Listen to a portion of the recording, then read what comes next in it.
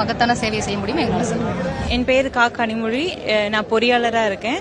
நாமக்கல் நாடாளுமன்ற தொகுதியில் வேட்பாளராக நாம் தமிழர் கட்சிக்காக நிற்கிறேன். ஸோ இதான் நம்ம ஃபர்ஸ்ட் டைம் நீங்க போட்டிடுறது. ஆமா ஆமா. ஸோ எவ்வளோ ஹாப்பியா இருக்கு, எவ்வளோ எக்ஸைட்மெண்ட் இருக்கு, எவ்வளோ பதட்டமா இருக்கு இப்போ இவ்வளோ ஸ்டேஜ் இவ்வளோ மக்களை பார்க்கும்போது? இல்லை, ஹாப்பின்றதை தாண்டி நான் சீட்டுக்காகவோ இல்லை அதாவது பதவிக்காக நாங்கள் யாரும் நிற்கல. மக்களோட பிரதிநிதியாக தான் நிற்கிறோம். பதட்டம்ன்றதை தாண்டி அண்ணா இருக்காரு, அதனால பதட்டம் இல்லை. ஏன்னா பதட்டப்பட்டா எதுவும் நம்ம களத்தில் போய் இறங்கி வேலை செய்ய முடியாது. என்ன சொல்றது, எதிர்பார்ப்பு நிறைய இருக்கு.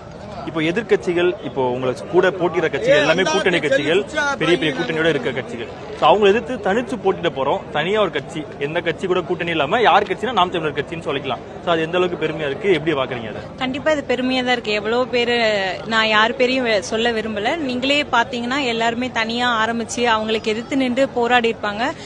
பிறகு பார்த்தோம்னா அவங்க கூட கூட்டணியில நின்றுப்பாங்க. அது எந்த முகத்தை வச்சுக்கிட்டு அவங்க கிட்ட கூட்டணி சேர்றாங்கன்னு தெரியல. நமக்கு அதுல பெரிய கெத்து இருக்கு. அது நம்மளோட பெரிய பலமும் கூட.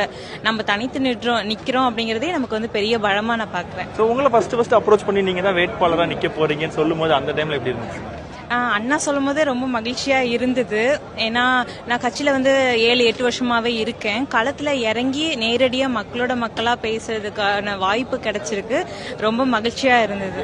இப்போ உங்க ஊர் மக்கள், உங்க மக்கள் எல்லாம் சந்திக்க போறீங்க, அவங்க கிட்ட போய் நேரா போய் பேச போறீங்க, அவங்களோட குறை நிறை எல்லாம் தெரிஞ்சுக்க போறீங்க. அந்த ஒரு இது எப்படி இருக்கு? என்னோட சொந்த தொகுதியே நாமக்கல் தான். ஆனா அதனால எனக்கு ஆல்ரெடி அங்க என்னென்ன பிரச்சனைகள் இருக்கு என்னன்னு எனக்கு தெரியும்.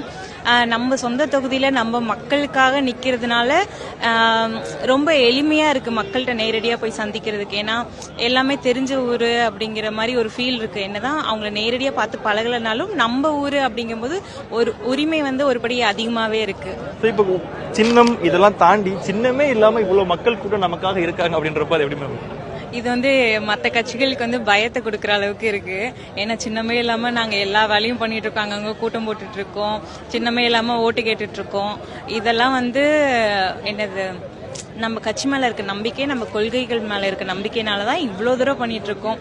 இவ்வளவு கூட்டம், ஒரு சின்னமே இல்லாம இவ்வளவு கூட்டம் வருது அப்படின்னா, சின்னம் 1 மாசத்துக்கு முன்னாடி கொடுத்திருந்தாங்கன்னா நம்ம நிலைமை எங்கேயோ போயிருக்கும்.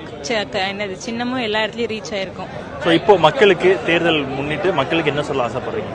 மக்கள் சிந்திச்சு வாக்களிக்கணும், அவ்வளவுதான் நான் சொல்றது. ஏன்னா இத்தனை வருஷமா என்ன அரசாங்கத்துல என்ன முன்னேற்றம் நடந்திருக்கு அப்படின்னு சிந்திச்சு தெளிவா யோசிச்சு பல வருடங்களை யோசிக்காம ஒரு 5 வருடங்களை யோசிச்சு வாக்களித்தாவே நல்ல ஒரு மாற்றம் கிடைக்கும். என்னுடைய பேர் மருத்துவர் அபிநயா. நான் தருமபுரி